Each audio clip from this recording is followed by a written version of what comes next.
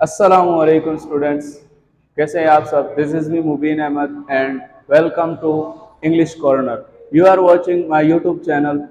आज जो हम इंग्लिश के हवाले से टॉपिक पढ़ेंगे वो स्ट्रक्चर है। जो इंग्लिश में स्ट्रक्चर्स को भी बहुत ज़्यादा यूज़ किया जाता है, इनकी भी बहुत ज़्यादा इंपॉर्टेंस होती है। तो अगर आपको स्ट्रक्चर्स आते हैं तो आप अपने इंग्लिश को बहुत ज़्यादा इम्प्रूव कर सकते हैं। है बी गुड एट, ये एक स्ट्रक्चर है, ठीक है, इंग्लिश में इसे यूज किया जाता है। बी गुड एट, सबसे पहले देखिए इसका मतलब समझते हैं कि बी गुड एट का मतलब क्या है। बी गुड एट का मतलब होता है माहिर होना, मतलब आप किसी भी काम में माहिर हैं तो उसके लिए यूज करते हैं बी गुड एट। इसमें देखें, मैं आपको दो तीन चीजें बताता हूं, उनको अपने जहन में रखें। देखिए सबसे पहले अगर कोई भी स्ट्रक्चर आप यूज कर रहे हैं, कोई भी स्ट्रक्चर हो, अगर आप उसे यूज करें, अगर उससे पहले बी लगा हुआ है तो इसका मतलब होगा कि यहाँ पे आप बी वर्ब्स यूज करेंगे, बी की फॉर्म्स यूज करेंगे। अब बी वर्ब्स आपको पता होगा, बी वर्ब्स कौन कौन से होते हैं। इज, एम, आर, ये प्रेजेंट के लिए होते हैं, फर्स्ट फॉर्म होती है बी की first form is, am, are.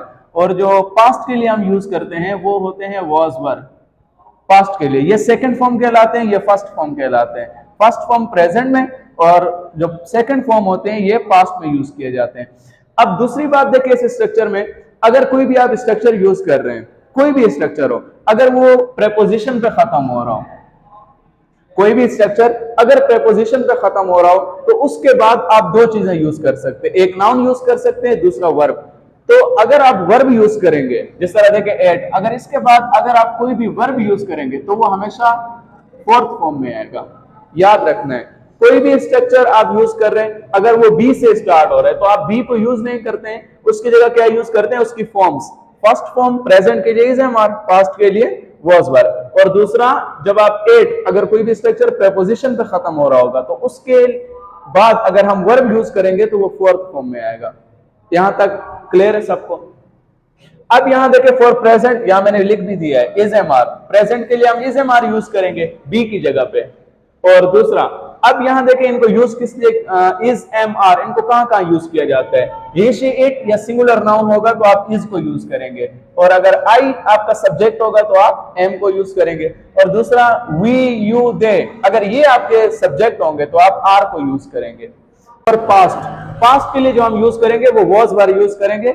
B verb की सेकंड फॉर्म यूज करेंगे तो सेकंड फॉर्म वॉज, वर होती है। अब वर्ब को किनके साथ यूज किया जाएगा, वी, यू, दे और प्लूरल नाउन, इनके साथ हम वर्ब को यूज करेंगे।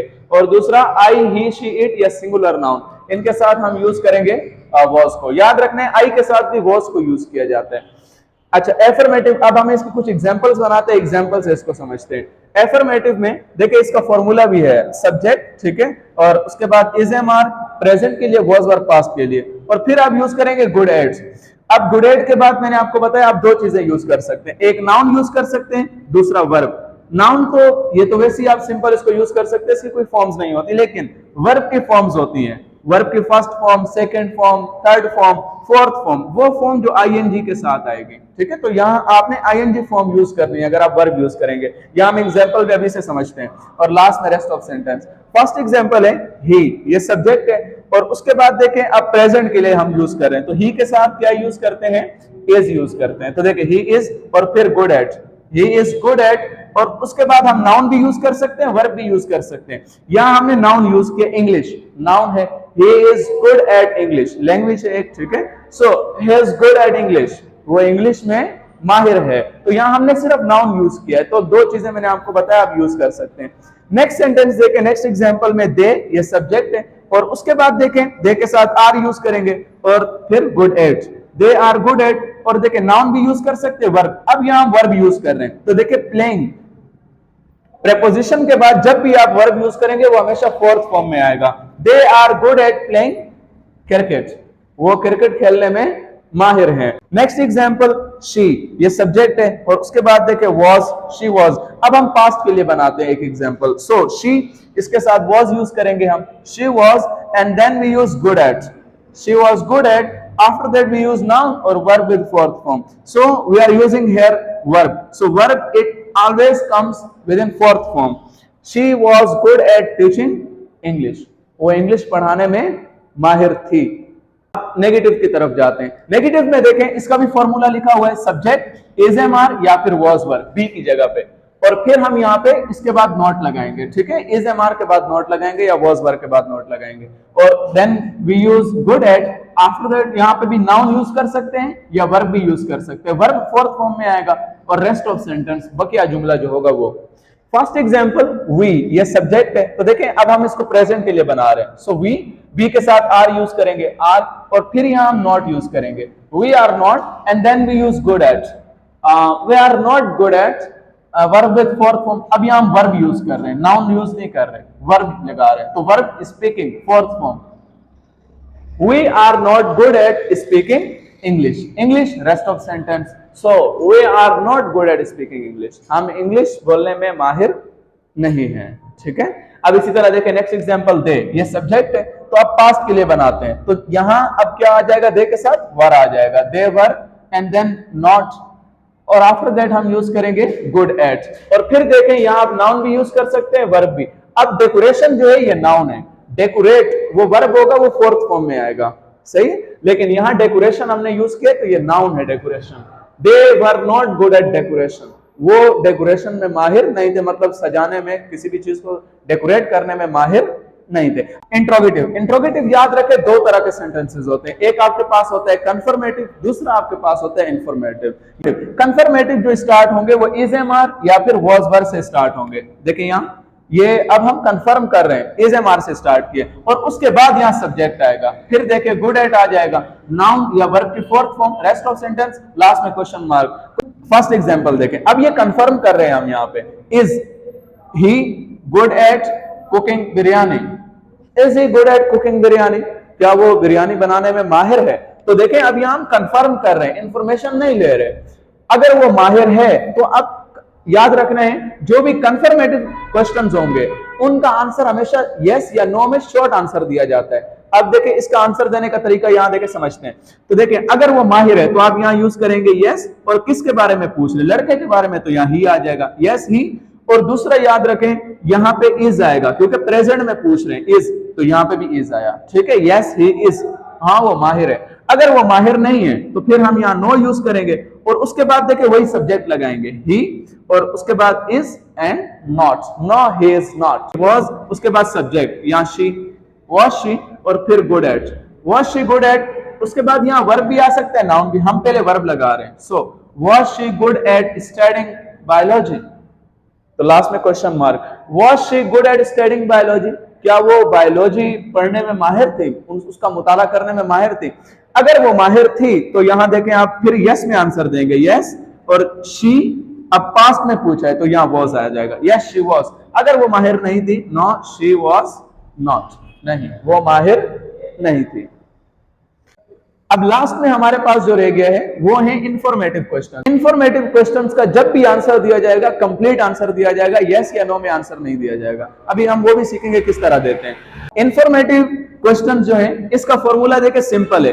इंफॉर्मेटिव में क्या होता है कि इसमें हम WH वर्ड्स पहले यूज करते हैं, ठीक है, WH वर्ड्स जिस तरह what, when, where, why, how, ये सब क्या है, WH वर्ड्स हैं, व्हिच, हु, ये सारे WH वर्ड्स हैं। तो देखें WH वर्ड से जो भी क्वेश्चन स्टार्ट होगा वो हमेशा इंफॉर्मेटिव होगा, वहां पे इंफॉर्मेशन देंगे, कंप्लीट इंफॉर्मेशन देंगे, यस या नो में कभी आंसर नहीं देंगे, ठीक है। अब यहां देखें ये WH से शुरू हो रहा है। अब इसका फॉर्मूला मैंने नहीं लिखा है, सिंपल फॉर्मूला है, देखें यही कंफर्मेटिव वाला फॉर्मूला लगेगा, लेकिन इससे पहले यहां पे क्या आ जाएगा, WH आ जाएगा, ठीक है। अगर कंफर्मेटिव है तो WH नहीं आएगा, ठीक है। अगर इंफॉर्मेटिव है, इंफॉर्मेटिव क्वेश्चंस है, तो फिर हम सबसे पहले WH यूज करेंगे, फिर एसएमआर लगाएंगे। यहां तक समझ आ गया, सबसे पहले WH, एसएमआर या वाज वर, फिर सब्जेक्ट और बाकी वही इसी तरह सेंटेंस। देखिए फर्स्ट एग्जांपल व्हाट, हमने WH वर्ड यूज किया और उसके बाद सब्जेक्ट, तो देखिए इज, व्हाट इज, और फिर subject he, what is he, and then good at, what is he good at doing, what is he good at doing, वो क्या करने में माहिर है। तो यहां देखिए आप इंफॉर्मेशन ले रहे हैं। अब यहां इसका देखिए आंसर, आप कंप्लीट आंसर देंगे, नीचे आंसर लिखते हैं, what is he good at doing, वो क्या करने में माहिर है। अब यहां देखिए he is good at swimming. अब इसका आंसर यस या नो में नहीं देंगे, यस या नो में सिर्फ उसका आंसर देंगे जो कंफर्म किया जाएगा, जो बी वर्ब से या हेल्पिंग वर्ब से स्टार्ट होगा। लेकिन ये WH से स्टार्ट हुए, या इंफॉर्मेशन ले रहे हैं तो पूरी इंफॉर्मेशन देंगे। What is he good at doing, वो क्या करने में माहिर है? He is good at swimming, वो स्विमिंग में माहिर है। तो स्विमिंग यहाँ वर्ब है, हमने फोर्थ फॉर्म में यूज किया। नेक्स्ट एग्जांपल, लास्ट वट, यहाँ वट हमने यूज किया और उसके बाद देखें उसी तरह इज एम आर आएगा पास्ट के लिए वाज वर, तो हमने यहाँ वर यूज किया। सब्जेक्ट यू है, इस वजह से यहाँ वर आया है। What were you good at playing, what were you good at playing, आप क्या चीज खेलने में माहिर थे? I was good at playing football, मैं फुटबॉल खेलने में माहिर था। अब यहाँ देखें यू में पूछ रहे हैं, तो मतलब आपसे पूछ रहे हैं, सामने वाले से। तो जब भी यू में क्वेश्चन पूछा जाता है, इसका आंसर हमेशा आई में दिया जाता है, अपने लिए दिया जाता है, आई या वी में आंसर दिया जाता है। What were you good at doing, आप क्या करने में माहिर थे, क्या खेलने में? I was good at playing cricket, मैं क्रिकेट खेलने में माहिर था। आई होप कि ये आपको समझ आ गया होगा। अब आपने क्या करना है, ये स्ट्रक्चर तो आपने पढ़ लिया, आपको समझ भी आ गया होगा। अब आपने इसके सेंटेंसेस बनाने हैं, जितने मुमकिन हो सके इसके सेंटेंसेस बनाएं, जितने भी वर्ब्स लिखे उनके सेंटेंस बनाएं। जितनी आप प्रैक्टिस करेंगे, अगर आप स्पीकिंग सीखना चाहते हैं, स्पीकिंग में स्पेशली आपको ये इसकी प्रैक्टिस लाजमी करनी पड़ेगी। आप प्रैक्टिस नहीं करेंगे तो ये कभी भी आपके जहन में दोबारा नहीं आएगा। प्रैक्टिस करें, जितनी मुमकिन हो इसकी प्रैक्टिस करें। और अगर आप मेरे चैनल पे न्यू है तो इसे सब्सक्राइब भी करते जाइएगा, सपोर्ट भी करें, हमें आपकी सपोर्ट की भी जरूरत है। और अगर आप और ग्रामर सीखना चाहते हैं तो हमारे साथ जुड़े रहिए, इंशाल्लाह आपको हर रोज एक नया टॉपिक मिलता रहेगा। अच्छा, तो डियर स्टूडेंट्स, मैं आपको डिस्क्रिप्शन में कुछ वर्ड्स दे दूंगा, ठीक है? आपने क्या करना है, उन वर्ड्स के साथ सेंटेंस बनाने की कोशिश करनी है। कुछ नाउन्स होंगे, कुछ वर्ब्स होंगे, आप उनके साथ सेंटेंसेस बनाएं और फिर हमें कमेंट सेक्शन में भेज दें। चाहे आप पिक लेके भेज दें, किसी भी तरह से लिख के भेज दें, और उसके अंदर कोई अगर मिस्टेक हो रही होगी तो हम आपको गाइड भी करेंगे इंशाल्लाह। अल्लाह हाफिज।